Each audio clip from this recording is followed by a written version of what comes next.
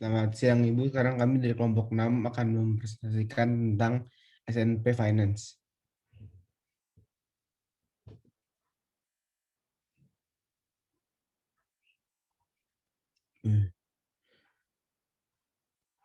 Saham Prima Nusantara Pembiayaan atau SNP Finance merupakan perusahaan pembiayaan grup Columbia di Indonesia yang bergerak pada bidang pembiayaan segmen elektronik, alat rumah tangga, dan gadget.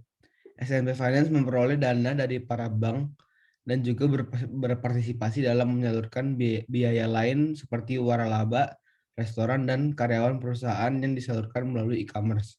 SNP Finance merupakan perusahaan yang didirikan oleh Leo Chandra dan keluarganya yang sekaligus menjadi pemegang saham pengendali grup Columbia yang memiliki jaringan sekitar 358 outlet dan 27 mobile outlet yang tersebar di seluruh Indonesia dalam memasarkan produknya.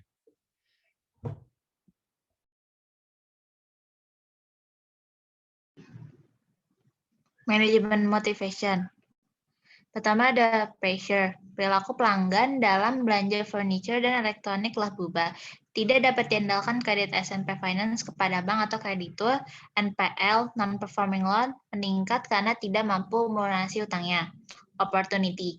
SNP Manajemen Keuangan memanipulasi laporan keuangan dengan membuat utang fiktif dan laporan keuangan tersebut diaudit oleh Deloitte dengan opini wajar tanpa pengecualian.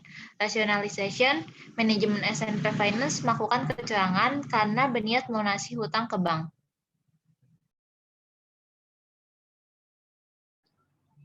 Untuk financial statement fraud skemanya itu yang pertama, perusahaan induk SNP Finance Columbia mengalami kemunduran. Perjanjian utang piutang antara SNP Finance dengan para kreditornya atau bank adalah kerjasama mutualistik. SNP Finance membutuhkan dana, bank juga butuh menyalurkan kredit. Tapi dalam seiring perjalanan waktu, Columbia yang merupakan induk dari SNP Finance mengalami kemunduran. Dikarenakan konsumen saat ini tidak lagi belanja produk furniture dan elektronik dengan datang ke toko, melainkan mereka lebih suka membeli secara online, sehingga mereka dapat melakukan survei harga, mana yang lebih murah dengan spesifikasi produk yang sama, dan beberapa all shop memberikan fasilitas kredit tanpa bunga, untuk tenor yang bahkan sampai 12 bulan. Hal ini yang membuat Columbia mengalami kemunduran dan berpengaruh juga terhadap SNP Finance. Yang kedua, SNP Finance menerbitkan MTN atau Medium Term Notes untuk memperoleh pendanaan baru. Karena hal tersebut, SNP Finance akhirnya melakukan penjualan surat utang jangka menengah atau MTN. Sama seperti obligasi, tapi untuk obligasi biasanya untuk jangka panjang, sedangkan MTN ini untuk jangka menengah. Hal ini menarik para debitur karena reputasi SNP Finance yang sangat bagus, di mana laporan keuangannya yang bagus dan diaudit oleh kantor akuntan publik ternama, yaitu Deloitte, yang merupakan kantor akuntan publik elit yang termaksud The Big Four. Hal ini membuat SNP Finance menduduki peringkat efek menjadi tingkat A pada Maret 2018. Yang ketiga, manajemen SNP Finance memasukkan data dan melakukan manipulasi. Tak lama, pada bulan Mei 2018, peringkat efek SNP Finance turun menjadi CCC, bahkan sampai selective default atau sederhananya itu gagal bayar. Ternyata si SNP Finance melakukan pemalsuan dan manipulasi laporan keuangannya dengan membuat piutang fiktif melalui penjualan palsu.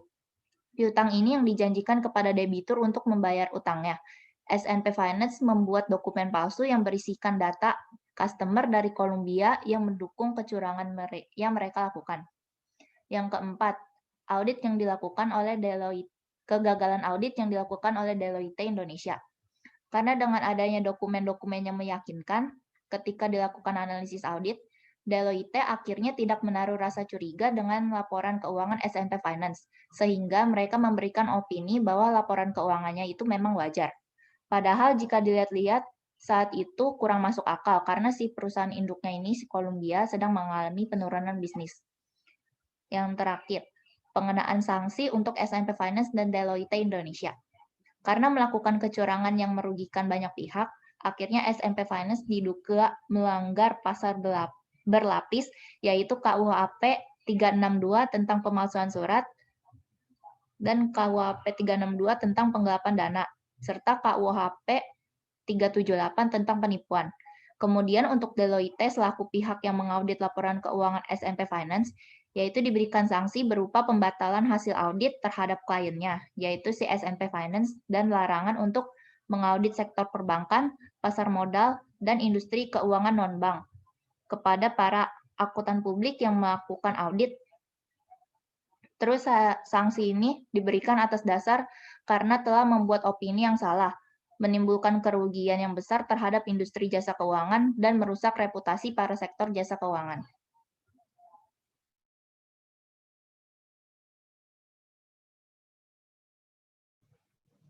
JPL Firm Involved. Beberapa pihak yang terlibat dalam kasus SNP Finance Indonesia adalah direktur operasional, direktur keuangan, manajer akuntansi, dan asisten manajer akuntansi. SNP Finance juga menggunakan jasa kantor akuntan publik Deloitte Indonesia yang merupakan salah satu kantor akuntan publik asing elit yang disebut Big Four untuk mengaudit laporan keuangannya. Auditor involved. Auditor yang terlibat dalam kasus ini adalah Marlina dan Meliana Syamsul yang merupakan akuntan publik dari Deloitte.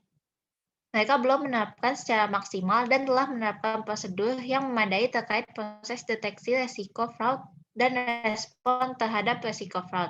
Kedua auditor ini ditugaskan untuk mengaudit laporan keuangan SNP Finance dan mereka telah melanggar POJK nomor 13 POJK.03/2017 tentang penggunaan jasa akuntan publik dan kantor akuntan publik, sehingga memberikan pendapat yang tidak mencerminkan kondisi perusahaan yang sebenarnya.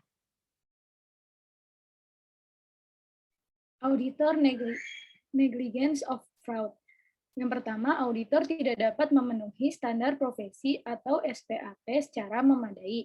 Menurut temuan Pusat Pembinaan Profesi Keuangan atau PPPK dan Kementerian Keuangan, auditor tidak menemukan bukti kecurangan dalam laporan piutang perusahaan.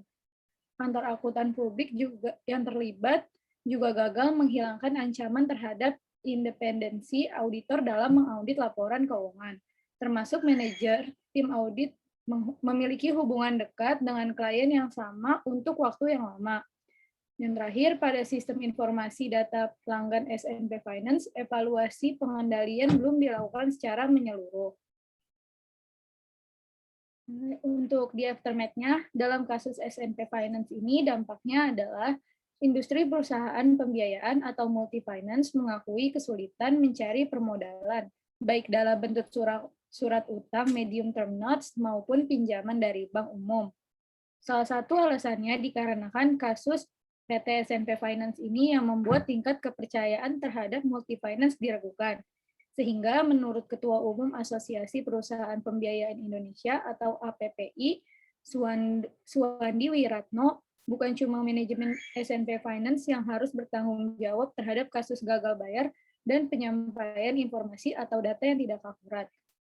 Namun, auditor dalam memeriksa laporan keuangan perusahaan juga.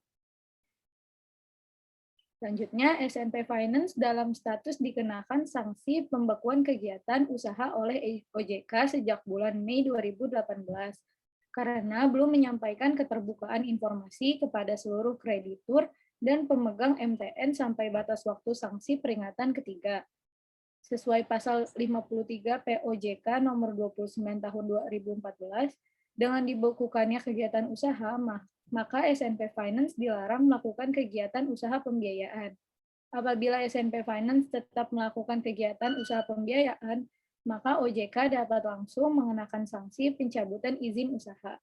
Selama masa sanksi pembekuan usaha atau PKU, SNP Finance diwajibkan menyampaikan dan melakukan serangkaian tindakan korektif. Dalam jangka waktu 6 bulan sejak ditetapkan PKU, SNP Finance tidak memenuhi tindakan-tindakan tersebut, maka SNP Finance dapat dikenakan sanksi pencabutan usaha.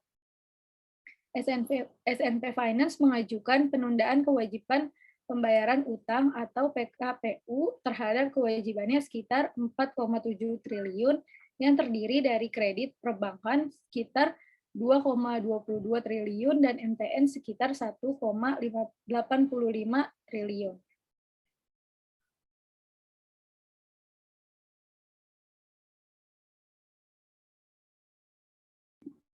Jadi di dalam kasus yang ada di atas, diduga pengaudit tidak sepenuhnya menerapkan sistem pengadilan mutu sesuai standar audit yang diterapkan oleh IAPI, yang mengakibatkan kalau auditor tidak merumuskan suatu opini tentang laporan keuangan yang disusun secara material. Lalu selain itu, evaluasi terhadap laporan keuangan yang seharusnya mencakup pertimbangan atas aspek kualitatif, praktik akuntansi, entitas termasuk indikator kemungkinan penyimpangan dalam pertimbangan manajemen tidak dilakukan. Nah, terus jadi menurut Ketua API Suwandi Wiratno, nggak cuma manajemen SNMP Finance yang harus bertanggung jawab atas kegiatan tersebut, auditor juga harus bertanggung jawab dalam memeriksa laporan keuangan perusahaan. Sekian presentasi dari kelompok 6. Terima kasih.